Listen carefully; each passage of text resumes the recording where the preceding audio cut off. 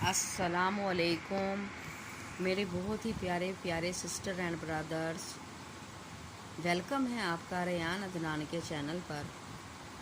آج ہم کوئی ریسیپی تو نہیں بنا رہے، بس میں آم جو کہ میرے پاس پڑے ہوئے ہیں، بہت پیارے پیارے سویٹ سے آم ہیں یہ، اس کے بارے میں آپ کو بتاؤں گی۔ جیسا کہ گرمی کا سیزن ہے اور برسات بھی ہے، آم بہت زیادہ آئے ہوئے ہیں، بہت پہلے سے آئے ہوئے ہیں۔ میں نے سوچا آپ کو ان کے بینیفٹس کے بارے میں بتایا جائے۔ بہت سے لوگوں کو اس کے بینیفٹس کا پتہ ہے، لیکن پھر بھی جن کو نہیں پتہ وہ بھی سن لیں تاکہ وہ کھائیں۔ آم بہت ہی فائدہ مند ہوتا ہے، اور جیسے کہ اس کو پھلوں کا بادشاہ بھی کہا جاتا ہے۔ آخر آم پھلوں کا بادشاہ کیوں؟ آخر آم پھلوں کا بادشاہ کیوں؟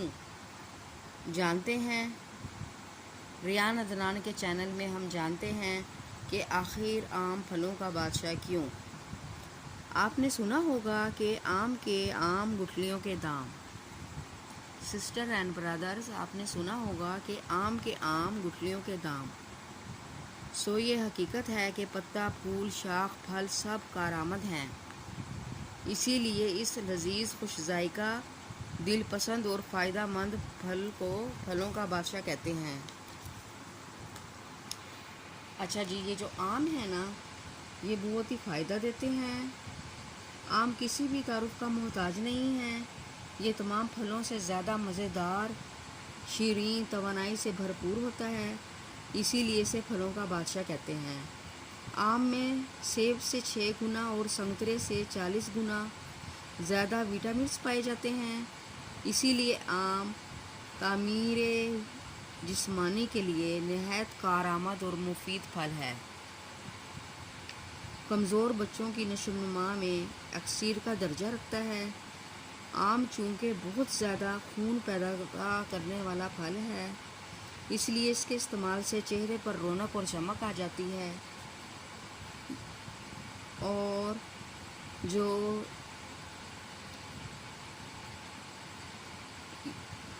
لیڈیز ہیں فیڈ کروانے والی، ان کے لیے بھی بہت فائدہ مند ہے۔ آم وزن بڑھائے، دل کو طاقت دے۔ یہ آم وزن بڑھاتا ہے اور دل کو طاقت دیتا ہے۔ آم کھانے کے بعد طبیعت خوش اور حشاش بشاش رہتی ہے۔ یہ گرمی اور برسات کا خوش ذائقہ اور صحت بخش پھل ہے۔ دنیا میں سب سے زیادہ کاشت کیا جانے والا جنگلی پھل آم ہے، اور دنیا میں سب سے زیادہ استعمال میں ہوتا ہے۔ یہ خوبصورت پھل وٹامنس کے علاوہ نشاستہ دار اجزاء، روغنیات اجزاء سے بھی مالا مال ہوتا ہے۔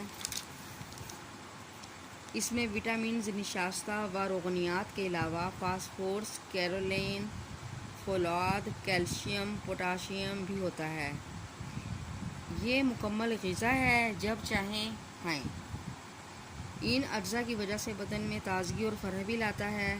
جسمانی اور محنت والا کام کرنے والے انسان زیادہ آسانی سے اس کو ہضم کر لیتے ہیں۔ چہرے پر چمک دمک اور روشنی کے ساتھ ساتھ عمدہ اور زیادہ خون پیدا کرنے کی وجہ سے چہرے کا رنگ نکھارتا ہے۔ آم تقریباً مکمل غذا ہے جو دن میں کسی وقت بھی استعمال ہو سکتی ہے۔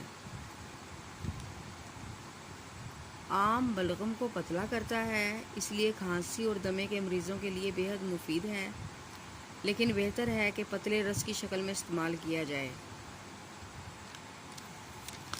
میری تمام بہنیں جن میں خون کی کمی ہوتی ہے وہ اس کو ضرور کھائیں۔ میٹھا آم کھانے والی خواتین کی اولاد خوبرو یعنی کہ خوبصورت ہوتی ہے۔ آم دل، دماغ، جگر، معدہ، گردے، پٹھوں، ہڈیوں اور پھیپھڑوں کو بھی طاقت دیتا ہے، اور خون صاف کرنے کی اس سے اچھی دوا اور کوئی نہیں۔ ڈال کا پکا آم سب سے اچھا، شیریں اور غذائیت سے بھرپور ہوتا ہے۔